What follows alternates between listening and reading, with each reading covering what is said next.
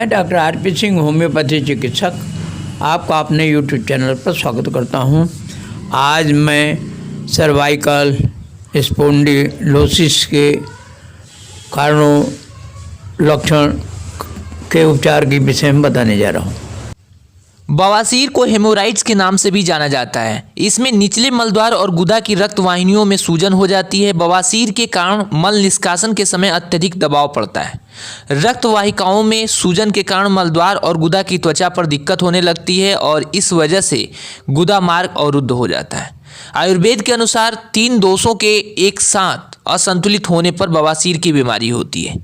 आयुर्वेद में जठियादि तेल से अभ्यंग, बस्ती और विभिन्न आयुर्वेदिक जड़ी बूटियों से मात्रा बस्ती और सिट्जबात आदि का विवरण है। बवासीर की नियंत्रण करने के लिए जड़ी बूटियों और औषधियों की सलाह दी जाती है। बवासीर को नियंत्रित करने के लिए आयुर्वेदिक चिकित्सक द्वारा मजिष्ठा, हरिद्रा, हरितकी, कुटज और सूरन जड़ी बूटियों के प्रयोग की सलाह दी जाती है। बवासीर की औषधियों में कांकायन वटी और त्रिफला गुगुल टैबलेट्स शामिल हैं। आयुर्वेद में बवासीर को अर्श कहा जाता है। अर्श का अर्थ होता है सुई की तरह चुभने वाला दर्द। ये एक पाचन विकार है जो कि मल द्वार में मल के जमने की वजह से होता है। कब्ज और गर्भावस्था के कारण भी व्यक्ति बवासीर का शिकार हो सकता है। आयुर्वेद के अनुसार अंश पैदा करने वाले त्रिदोष में असंतुलन कई कारणों की वजह से हो सकता है। अनियमित या अनुचित आहार और विहार के साथ साथ आनुवांशिक कारकों की वजह से भी त्रिदोष में असंतुलन होकर बवासीर की समस्या हो सकती है। आयुर्वेद में अर्श को 2 प्रकारों में वर्गीकृत किया गया है, सहज और जतोटरा, यानी आनुवांशिक और जन्म के बाद होना। इसके अलावा बवासीर को इस तरह भी वर्गीकृत किया जा सकता है, शुष्कर्ष यानी खून न आने वाला बवासीर। शुष्कर्ष में मल निष्कासन के समय खून नहीं आता और ये वात और कफ बढ़ने के कारण होता है। रक्तर्ष यानी खून आने वाला बवासीर। रक्तर्ष के हेमोरोइड में मल में खून आता है और ये पित्त और कफ के बढ़ने के कारण होता है। हर व्यक्ति की स्थिति अलग हो सकती है। जैसा किसी को मल में खून आता है तो किसी को पाइल्स की आकृति बदल जाती है। हर व्यक्ति में बवासीर की अवस्था और उसके दोष की प्रधानता पर निर्भर करती है। बवासीर के आयुर्वेदिक इलाज में पहला है अभ्यंग। इस आयुर्वेदिक चिकित्सा में सादे तेल या औषधीय तेल से शरीर के किसी हिस्से या पूरे शरीर का इलाज किया जाता है। आयुर्वेद में अभ्यंग से बवासीर को नियंत्रित करने के लिए जात्यादि तेल का इस्तेमाल करने की सलाह दी जाती है। ये ऊर्जा प्रदान करता है और बवासीर के कारण होने वाली अपक्षयी बदलावों को रोकता है। वात दोष के कारण हुए बवासीर के इलाज में इसका प्रयोग अधिक किया जाता है। इसमें तेल मालिश के साथ पसीने के जरिए वात को संतुलित किया जाता है। अगला है बस्ती। बस्ती एक ऐसी प्रक्रिया है जिसमें हर्बल सस्पेंशन को गुदा या मल द्वार के जरिए डाला जाता है। अपामार्ग क्षार बस्ती को बवासीर के इलाज में प्रभावी पाया गया है क्योंकि अपामार्ग का कषाय प्रभाव ब्लीडिंग को रोककर घाव का इलाज करने में मदद करती है। मात्रा बस्ती में जात्यादि तेल, कसीसादी तेल या अपामार्ग क्षार के इस्तेमाल की सलाह दी जाती है। मात्रा बस्ती में प्रतिदिन औषधीय तेल की छोटी या सुरक्षित खुराक दी जाती है। यह हर उम्र के व्यक्ति के लिए सुरक्षित और प्रभावी है, लेकिन इसकी खुराक व्यक्ति की आयु और बीमारी की अवस्था पर निर्भर करती है। बस्ती चिकित्सा से मलद्वार में ब्लीडिंग, मल आने के बीच अंतर और गुदा में दर्द को कम किया जाता है। सिट्जबात, इसमें व्यक्ति को गर्म और कम गहराई वाले पानी में बैठाया जाता है। इससे दर्द, खुजली और अन्य गुदा से संबंधित लक्षणों से राहत मिलती है। ये गुदा और जननांग के हिस्से को साफ करता है और आराम देता है और इस हिस्से में रक्त प्रवाह को बढ़ाता है। आमतौर पर सिट्टस बात द्वारा बवासीर के कारण हो रहे दर्द और खुजली से राहत दिलाई जाती है और अगर व्यक्ति बात लेने में असमर्थ है तो उसके गुदा और जननांग के हिस्से की सफाई की जाती है। सिट्जबात में 10 से 20 मिनट का समय लगता है और एक दिन में इसे 2 से 3 बार करना चाहिए। कभी कभी बात के बाद व्यक्ति को चक्कर और सिर घूमने जैसा महसूस हो सकता है, इसलिए बात के बाद किसी की मदद से या रोलिंग को पकड़कर बाहर निकलें। जननांग और गुदा क्षेत्र को तौलिए से अच्छी तरह से साफ करना चाहिए और उसे रगड़े नहीं। हाथों को अच्छी तरह से धोएं। अगला है सार सूत्र। यानी औषधीय धागा। इस प्रक्रिया में सूजन वाले हेमोरॉइड ऊतकों को सार सूत्र के साथ नीचे बांधा जाता है और बांधे हुए सूत्र को मलद्वार के अंदर रखा जाता है। इसे 1 सप्ताह के अंदर अलग किया जाता है। इस प्रक्रिया में लोकल मेरुदंडीय या सामान्य स्नेस्थीसिया की ज़रूरत पड़ सकती है। देखभाल के तौर पर इस प्रक्रिया को कर सकते हैं या फिर बाहरी और अंदरूनी बवासीर में इस चिकित्सा का प्रयोग कर सकते हैं। कुछ प्रकार की बवासीर में ये उपचार सही नहीं रहता और हृदय, पेट, सिर से संबंधित रोगों और डायबिटीज में ये चिकित्सा उचित नहीं मानी जाती।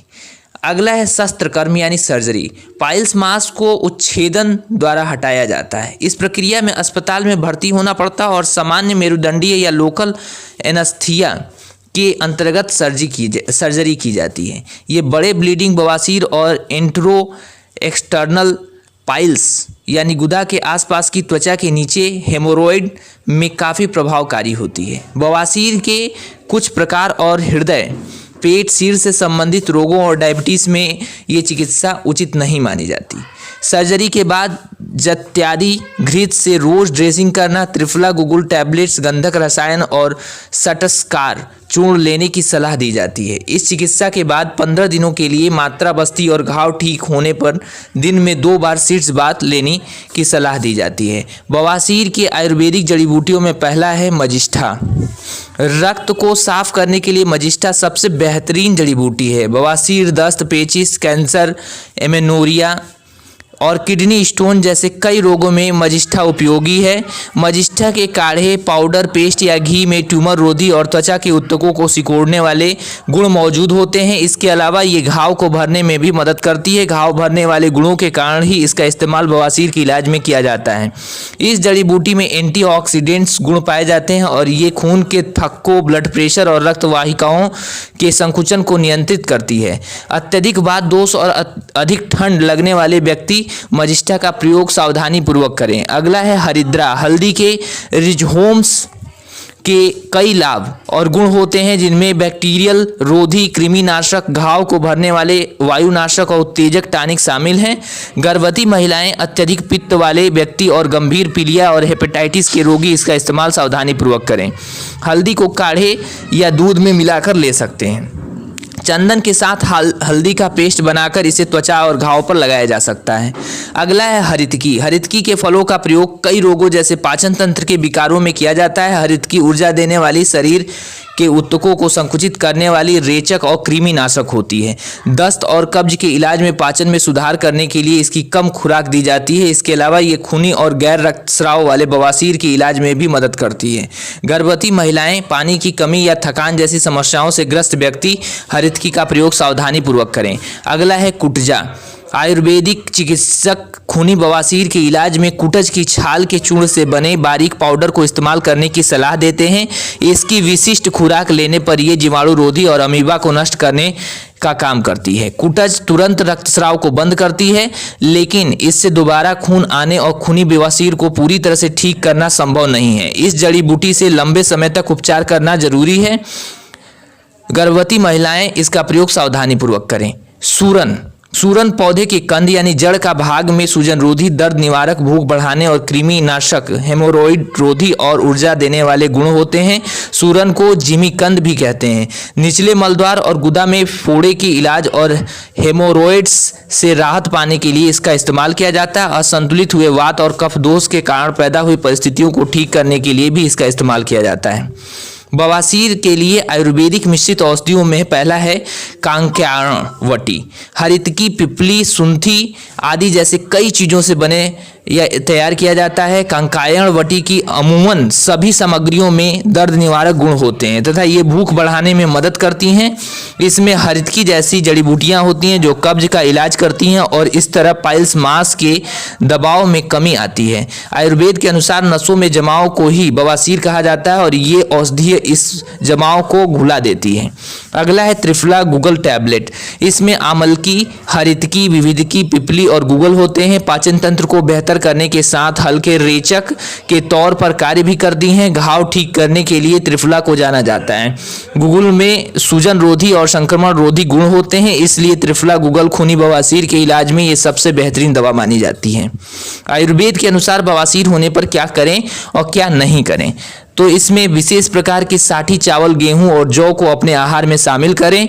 कुल्थी और हरे चने जैसी दालों को अपने नियमित आहार में शामिल करें। करेले, लौकी, पालक, हरी सब्जी, पपीता, सेव, अंगूर, ककड़ी, अमलकी और आम जैसी फल सब्जियां खाएं। बवासीर को नियंत्रित करने के लिए छाछ, शुगर कैंडी, गाय का दूध, बकरी का दूध, क्लेरिफाइड मक्खन, खट्टा, सिरका और काला नमक खाएं। आयुर्वेदिक इलाज के साथ नियमित व्यायाम भी करें। क्या नहीं करना चाहिए में काले चने और छोले आदि न खाएं। मसाले, अचार, तिल और आलू और कंद न खाएं। कई घंटों तक लगातार बैठना नुकसानदायक है। अधिक ना खाएं और खाने के लिए या खाने के बीच में पर्याप्त समय का अंतराल रखें। दिन में सोने से बचें और मल त्यागने की इच्छा को दबाएं नहीं। मल निष्कासन के समय ज़्यादा जोर ना दें।